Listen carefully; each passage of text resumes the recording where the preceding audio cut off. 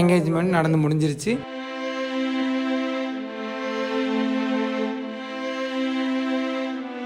இது வந்து நான் யாரையும் ப்ளேம் பண்ணுறதுக்காகவோ,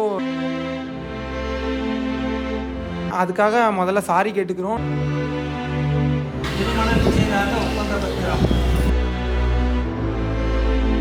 தனுஷாவோட ஃபேமிலி சைட்லேருந்து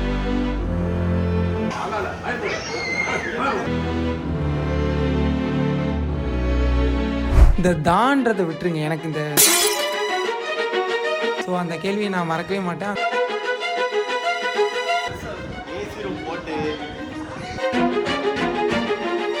உங்கள் பொண்ணாக இருந்தால் நீங்கள் கட்டி கொடுப்பீங்களா? இப்போ கேட்பாங்க, எப்படி திடீர்னு ராஜி சொன்னாது அத்தானம் பண்ண மணி அழுகுறாங்க.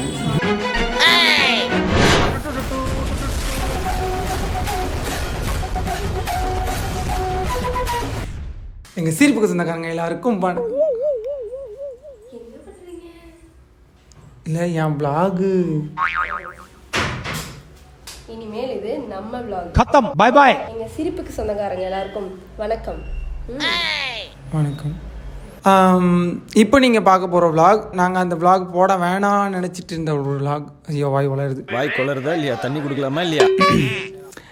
எங்களோட என்கேஜ்மெண்ட் vlog. இந்த vlogல வந்து நம்ம என்கேஜ்மெண்ட்டில் நடந்த சுவாரஸ்யமான சம்பவங்கள், அப்புறம் என்கேஜ்மெண்ட் எப்படி நடந்துச்சு அப்படிங்கிறத மட்டும் பார்க்கலாம்.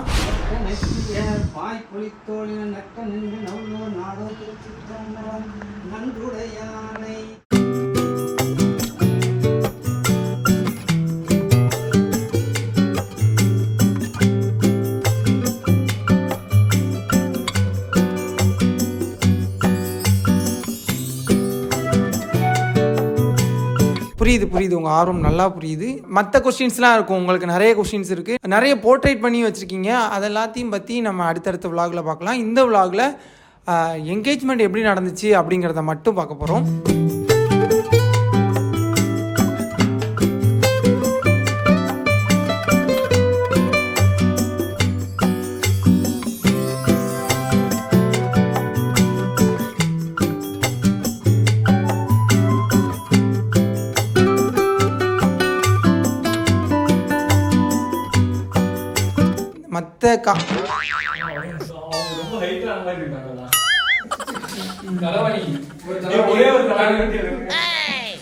தலகாணியில் உட்காந்துருந்ததுனால ஹைட்டாக இருந்துட்டாங்க மேடம். இன்னும் ஒரு தலைவனியில தான் உட்காந்துருக்கேன்.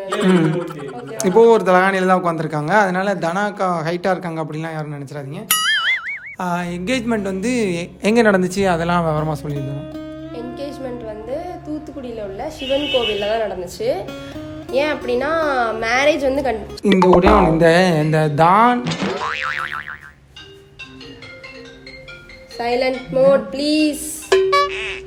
என்கேஜ்மெண்ட் சிவன் கோயிலில் வச்சு நடந்துச்சு. சிவன் கோயிலில் எதனால் நடந்துச்சுன்னு பார்த்தீங்கன்னா, தனாவோட வீட்டு பக்கத்தில் இருக்கிற சிவன் கோயில், அவங்க ரெகுலராக சாமி கும்பிட்ற கோயில், ரொம்ப பழமை வாய்ந்த கோயில். தூத்துக்குடி சிவன் கோயில் பற்றி நிறைய பேருக்கு தெரிஞ்சிருக்கும். தூத்துக்குடி மக்களாக இருந்தாங்கன்னா உங்களுக்கு கண்டிப்பாக அது எவ்வளோ பழமையான கோயில், எவ்வளோ பிரசித்தி பெற்ற கோயில் அப்படின்றது தெரிஞ்சிருக்கும்.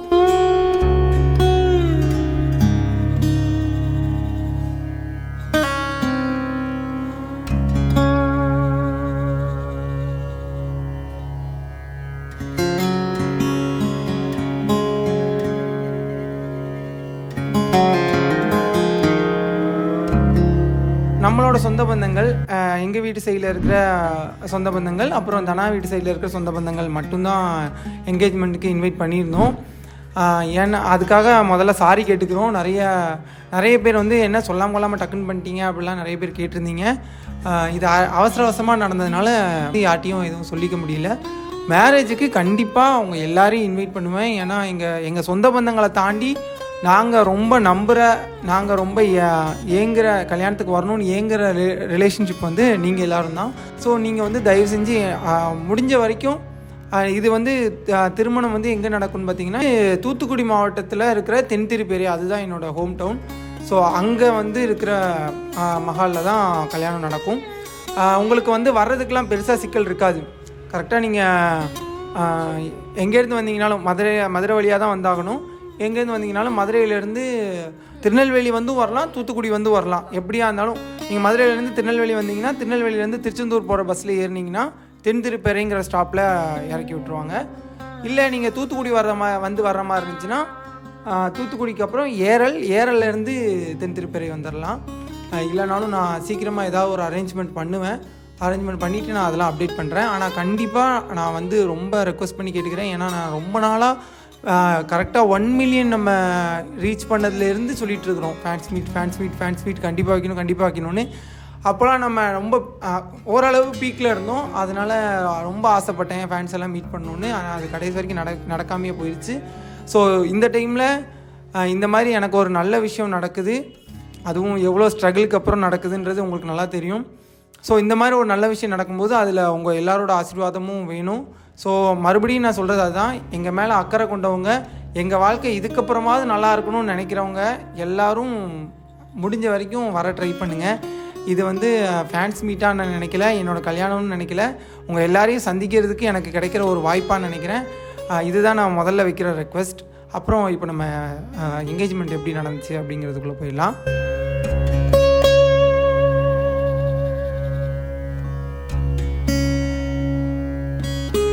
என்கேஜ்மெண்ட் வந்து இப்போ தானா வந்து எக்ஸ்பிளைன் பண்ணுவாங்க. நான் வந்து தூத்துக்குடியில் தான் இருந்தேன். அப்போ வந்துட்டு இவங்க எல்லாரும் தென்திருப்பறையிலேருந்து தூத்துக்குடி வந்தாங்க. இவங்களுக்கு முன்னாடி நாங்கள் வந்து சிவன் கோயில் போயிட்டு இவங்களை வரவேற்கிறதுக்காண்டி நாங்கள் சிவன் கோயிலில் தான் இருந்தோம். இவங்க வர்றதுக்கு ஒரு 30 மினிட்ஸ் முன்னாடியே நாங்கள் அங்கே ரீச் ஆகிட்டோம். அங்கே போயிட்டு எல்லாமே எடுத்து வச்சுட்டு வெயிட் பண்ணிட்டு இருந்தோம். அப்போ தான் மாப்பிள்ளை வீட்டிலேருந்து எல்லாரும் வந்தாங்க, மாப்பிள்ளையும் சேர்ந்து வந்தாங்க. நிறைய பேருக்கு அந்த கொஸ்டின் ரைஸ் ஆகலாம், என்ன தனுஷாவோட ஃபேமிலி சைட்லேருந்து யாரையுமே காட்டலை அப்படின்னு. என் ஃபேமிலி சைடில் வந்து எனிவே வந்து இந்த மாதிரி ஃபீல்டுக்குள்ளே போகிறதுக்கு வந்து யாருமே ஃபஸ்ட்டு அலோவ் பண்ணல. அதனால் என்னோடய ஃபேமிலி சைட்லேருந்து யாருமே இந்த வீடியோஸில் கேப்சர் ஆகிருக்க மாட்டாங்க. நானே வீடியோ எடுக்கிறவங்ககிட்ட சொல்லிட்டேன், மோஸ்ட்லி எங்கள் ஃபேமிலியில் இருக்கவங்க யாரையுமே கேப்சர் பண்ணாதீங்க அப்படின்னு சொல்லிட்டு. ஸோ எங்கள் ஃபேமிலியிலேருந்து வந்திருந்தாங்க, பட் ஆனால் வீடியோவில் இருக்க மாட்டாங்க. ஆமாம், நாங்கள் இங்கேருந்து பார்த்திங்கன்னா நம்ம ஃபேமிலியிலேருந்து எல்லோரும் வந்திருந்தாங்க. சென்னையிலேருந்து என்னோடய அப்பா வகையில் சொந்தமான நிறைய பேர் வந்திருந்தாங்க. அவங்க யாருன்னு மென்ஷன் பண்ணால் ஒருத்தரை மிஸ் பண்ணிட்டு ஒருத்தர் மென்ஷன் பண்ணுற மாதிரி இருக்கக்கூடாதுன்றதுனால நான் பொதுவாக சொல்லிடுறேன். எங்கள் அப்பாவோட சொந்த பந்தங்கள் நிறைய பேர் வந்திருந்தாங்க. அவங்க எல்லோரும் தான். அதுலேயே எங்கள் சித்தப்பாவே வந்து இந்த பூஜைகள்லாம் நிறைய பண்ணுவாங்க. ஸோ நம்ம வந்து இந்த தமிழ் முறைப்படி பண்ணணும் அப்படின்றது ரொம்ப நாள் ஆசை. அதனால நம்ம சித்தப்பாவையே கூப்பிட்டு பண்ணிடலான்னு சொல்லிட்டு சித்தப்பாவையே கூப்பிட்டு பண்ணிட்டோம். சித்தப்பா சென்னையிலேருந்து வந்திருந்தாங்க, அப்புறம் எங்கள் ரிலேட்டிவ்ஸ் எல்லாம் வந்திருந்தாங்க. அது எல்லாத்தையும் தாண்டி இந்த திருமணம் நடக்கிறதுக்கு இன்னொரு முக்கியமான காரணம் யாருன்னு பார்த்தீங்கன்னா மக்கள் ஜி ராஜன் சொல்லிட்டு அண்ணன் ஈரோடு மாவட்டத்தில் ஒரு பொலிட்டிக்கல் பார்ட்டியில் ஒரு முக்கியமான போஸ்டிங்கில் இருக்கிறாப்புல. அண்ணன் தான் வந்து அதை என் லைஃப்பில் மறக்கவே மாட்டேன். தனாவோட வீட்டில் முதலாக எனக்காக பேசினது அண்ணன் தான். ஃபஸ்ட்டு அவங்க வீட்டு சைடில் எல்லாருக்குமே ஆல்மோஸ்ட் ஓகே. ஆனால் ஒரு சில பேருக்கு என்ன இருந்தாலும் 2ஆவது கல்யாணம் பண்ணி கொடுக்க யார் ஒத்துக்குவா? அதுவும் நம்மள்கிட்ட இவங்கெல்லாம் பழகுனதுனால தான் நம்ம சைடில் இருக்கிற நிறைய விஷயங்கள் இவங்களுக்கு தெரிஞ்சிச்சு. ஸோ பழகாதவங்க என்னதான் இருந்தாலும் 2ஆவதாக கல்யாணம் பண்ணி கொடுக்க போறியா அப்படின்னு சொல்லிட்டு கேட்க தானே செய்வாங்க. வீட்டுக்கு ஒரே பொண்ணு வேறு. அதையும் தாண்டி நம்மளை பற்றின கான்ட்ரவர்சிஸ் இந்த சோஷியல் மீடியா ஃபுல்லாக நிறைய இருக்குது. அப்படி இருக்கும்போது யார் பார்த்தாலும் நம்ம மேலே ஒரு பேட் இமேஜ் தான் இருக்கும். அதனால் ஒத்துக்கவே இல்லை. அப்படி ஒத்துக்காத பர்சன்ஸ்கிட்ட எங்கள் மக்கள் அண்ணன் தான் பேசினார். மக்கள் அண்ணன் வந்து சொன்ன வார்த்தையை நான் இதில் மென்ஷன் பண்ணலாமான்னு தெரில. அண்ணன் எதுவும் கோச்சிக்குவாரான்னு தெரில. கோச்சிக்க மாட்டார் அண்ணனுக்கு. அண்ணன் வந்து உரிமையாக சொன்ன வார்த்தை வந்து, ரொம்ப நல்ல பையன், நீங்கள் அவனை என்னை நம்பி நீங்கள் பொண்ணு கொடுக்கலாம். இப்போ அவனோட முன்னாடி இந்த லைஃப்பில் நடந்த எல்லா விஷயங்களும் எனக்கு தெரிஞ்சதுனால நான் சொல்கிறேன், இவன் வந்து ரொம்ப நல்ல பையன், நீங்கள் நம்பி பொண்ணு கொடுக்கலாம் அப்படின்னு சொன்னது வந்து மக்கள் அண்ணா தான். மக்களை நான் சொன்னதுக்கப்புறமும் அவங்க ஒரு கேள்வி கேட்டாங்க. அப்போல்லாம் நான் கான்ஃபரன்ஸில் தான் இருந்தேன். ஸோ அந்த கேள்வியை நான் மறக்கவே மாட்டேன். அந்த அண்ணன்ட்ட கேட்ட கேள்வி என்னென்னா, உங்கள் பொண்ணாக இருந்தால் நீங்கள் கட்டி கொடுப்பீங்களா அப்படின்னு கேட்டாங்க. அப்போ நான் ஐயோ என்ன இப்படி கேட்டுட்டாங்க, மக்கள் என்ன பாவம் சங்கடத்தில் இது பண்ணிட்டாங்க. ஏன்னா என்னதான் இருந்தாலும் சமுதாயத்தில் ஒரு பெரிய மனுஷன், நம்மளுக்காக பேச போய் அந்த அண்ணன் இப்படி ஒரு வார்த்தை கேட்டாங்களே அப்படின்னு நினச்சேன். ஆனால் கொஞ்சம் கூட தயங்காமல் மக்கள் என்ன சொன்ன வார்த்தை வந்து, கண்டிப்பாக என் பொண்ணு விரும்பினா நான் கல்யாணம் பண்ணி கொடுத்துருவேன் அப்படின்னாங்க. அப்போது ரொம்ப நிஜமாக ஒரு மாதிரி ரொம்ப எமோஷ்னல் ஆகிட்டேன். ஏன்னா நம்ம வந்து இவ்வளோ ட்ரூவாக இருந்ததுக்கு இல்லை அந்த அண்ணனுக்கு என்னை பற்றி அவ்வளோ தூரம் தெரிஞ்சதுனால தான் அவ்வளோ ட்ரூவாக இருந்ததுக்கு இதை விட ஒரு பெரிய அங்கீகாரம் கிடைக்காது. சமுதாயத்தில் இவ்வளோ மதிப்புள்ள ஒரு பர்சன் வந்து என் பொண்ணு அவங்கள விரும்புனா நான் கட்டி கொடுத்துருவேன்னு சொல்கிற அளவுக்கு ஒரு நம்பிக்கையை பிடிச்சிருக்கோன்னா அது நான் சீன் போடுற மாதிரி உங்களுக்குலாம் தோணலாம். ஆனால் உண்மையாகவே எனக்கு இது ரொம்ப பெரிய விஷயம். அந்த ஒரு வார்த்தைக்கு அப்புறம் தான் இப்போ தனா வீட்டு சைட்லேருந்து இன்னும் கொஞ்சம் என் மேலே ஒரு நம்பிக்கை அவங்களுக்கு வந்துச்சு. சரி எங்கேயோ போயிட்டேன் மக்கள் அண்ணன் பேசிட்டு மக்கள் அண்ணாவும் ஸோ இந்த ஃபங்க்ஷனில் மக்கள் அண்ணா கண்டிப்பாக கலந்துக்கணும் அப்படின்றது என்னோடய ஆசை. அதை தாண்டி நிறைய முக்கிய புள்ளிகள் கலந்துக்கணும்னு நாங்கள் ஆசைப்பட்டோம். ஆனால் சுச்சுவேஷனால் அவங்களால வர முடியல. ஆனால் கல்யாணம் கலக்கட்டும், கல்யாணத்துக்கு கண்டிப்பாக எல்லோரும் வந்துடுவாங்க. ஓகே, இப்போ வந்து மக்கள் அண்ணா வந்து மக்கள் அண்ணா அப்புறம் தம்பிங்க 2-3 பேர் வந்திருந்தாங்க. ஸோ நாங்கள் எல்லோரும் இங்கே வீட்டுக்கு வந்துட்டு இங்கே கிளம்பிட்டு இங்கேருந்து நாங்கள் கிளம்பிட்டோம். கரெக்டாக ஒரு 6:30 இருக்கும். கரெக்டாக ஒரு 6:30 போல் தூத்துக்குடி சிவன் கோயிலுக்கு ரீச் ஆனோம். தூத்துக்குடி சிவன் கோயிலுக்கு போயிட்டு அப்புறம் வேலைகள்லாம் நடந்துட்டு இருந்துச்சு. எனக்கெல்லாம் நீங்கள் நினைக்கலாம் என்ன உனக்கு என்ன நீலாம் இதெல்லாம் பார்க்காதவனா, அதான் ஆல்ரெடி ஒரு லைஃப்பில் தான் நிறைய பட்டுட்டி, அப்புறம் என்ன புதுசாக நடக்கிற மாதிரியே சீன் போடுற அப்படின்னு நிறைய பேருக்கு தோணலாம். ஆனால் உண்மை என்னென்னா இதெல்லாம் எனக்கு புதுசு தான். ஸோ இதெல்லாம் எனக்கு வந்து ஒரு மாதிரி புதுசாக தான் இருந்துச்சு.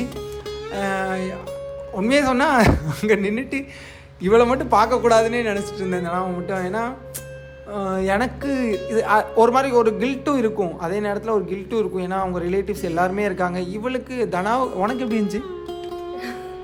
எனக்கு எப்படி இருந்துச்சு, சந்தோஷமாக தான் இருந்தது இதெல்லாம் நடக்கும்போது. இல்லை இந்த வெட்கங்கள்லாம் ஆமாம், அது நான் வந்து சொல்லணும். என்னன்னா இவங்க உள்ளே வருவாங்க. நாங்கள் வந்து நிறைய பிளான்லாம் நான் பண்ணி வச்சுருந்தேன். என் தம்பிகிட்ட வந்து ஃபோன் கொடுத்து சுதன் அவங்க உள்ளே வரும்போது என்னோடய ரியாக்ஷன் கேப்சர் பண்ணிடு. ஏன்னா நான் கண்டிப்பாக இப்படி சாரீலாம் கட்டியிருக்கும் போது கண்டிப்பாக அவங்க வந்து சிரிப்பாங்க என்னை பார்த்து, அதெல்லாம் கேப்சர் பண்ணிடு, நல்லாயிருக்கும் அந்த மொமெண்ட்டுன்னு நான் சொல்கிறேன்.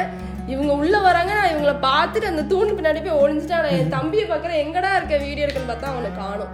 எங்கே போனாலே தெரியல. ஒரு மாதிரி இங்கேருந்து கிளம்புற வரைக்கும் கல்யாணத்துக்கு ரெடி ஆகிறோம் அப்படின்னு யாரோ ஒரு முன்னாடி வரைக்குமே நாங்கள் கால் பண்ணி எங்கே வந்துட்டு இருக்கீங்க அப்படின்லாம் பேசிட்டாங்கன்னா அப்போ அவ்வளோவா தெரியல.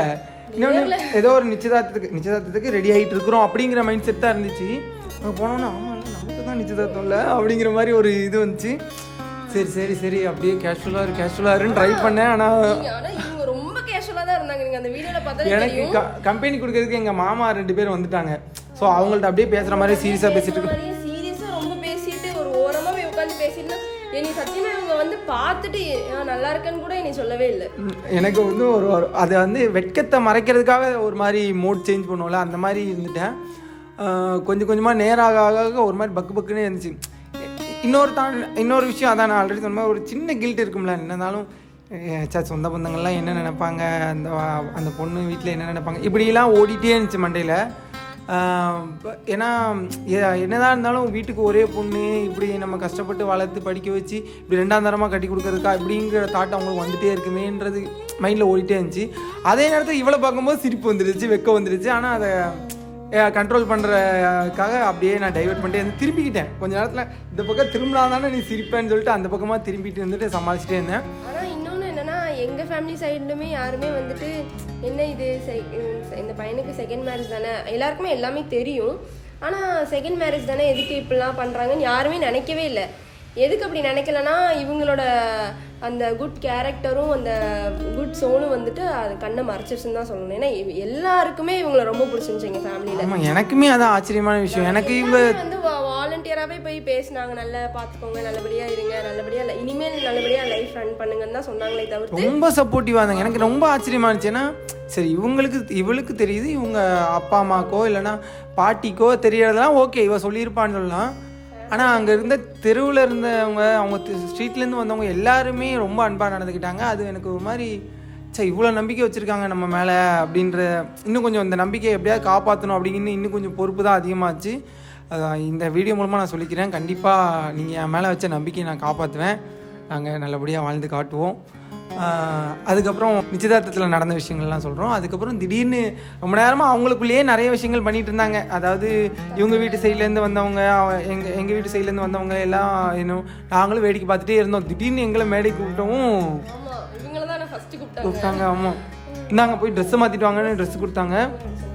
அது ஸ்டேஜ் அந்த மேடையில் ஏறும்போது இந்த நம்ம இந்த ஸ்கூல்லலாம் பேச்சு போட்டிக்கு நல்லா ப்ரிப்பேர் பண்ணிவிட்டு ஃபஸ்ட் லைன் மறந்துட்டோன்னா ஒரு மாதிரி மொமெண்ட்டில் ஏறும்ல, ஐயோ முதல் லைன் மட்டும் தெரியலையே அப்படிங்கிற மாதிரி ஏறுவோம்ல, அதே மாதிரி தான் இருந்துச்சு அந்த மொமெண்ட்டு. மேலே போனோடனே இது ட்ரெஸ்ஸை கொடுத்து மாற்றிட்டு வாங்கன்ட்டாங்க. ட்ரெஸ் மாற்றிட்டு வந்ததுக்கப்புறம் மேலே போனோடனே சபைக்கு வந்து வணக்கம் அப்படி சொன்னாங்க.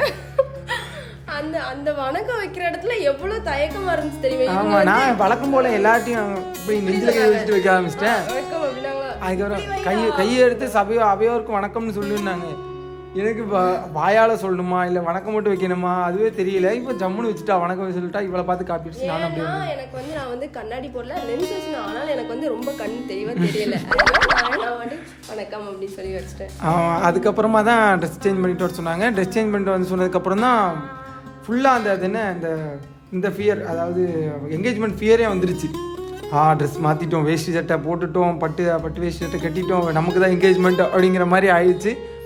அதுக்கப்புறம் அந்த சாஸ்திர சம்பிரதாயங்கள் எல்லாம் பண்ணிட்டு இருந்தாங்க. எங்கள் அண்ணிலாம் எனக்கு வந்து நலங்கு வச்சு விட்டாங்க. ஆமாம், நலங்கு வச்சுட்டு அப்புறம் ஆசீர்வாதம் பண்ணி எல்லாம் தட்டு சேஞ்ச் பண்ணும்போது ஒன்று சொன்னாங்கல்ல, என்ன சொன்னாங்க?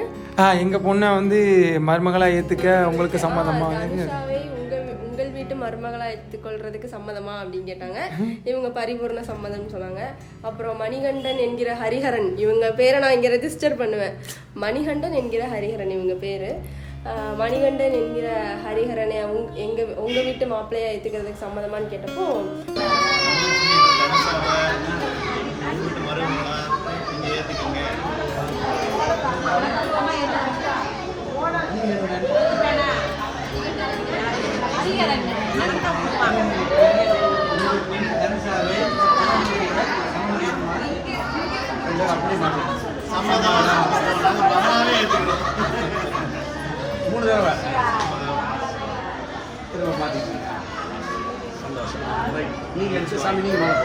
மருமகனா இல்ல மகனா ஏத்துக்கிறான் அப்படின்னு சொல்லிட்டு ஏத்துக்கிட்டாங்க. ரொம்ப சந்தோஷமா இருந்துச்சு. அப்புறம் அந்த மூமெண்ட் முடிஞ்சதுக்கப்புறம் தட்டு மாத்துறது, அதான் தட்டு. அப்புறம் ஃபோட்டோஸ் எடுத்துக்கிட்டோம். ஃபோட்டோஸ் நிறைய எடுத்தோம்.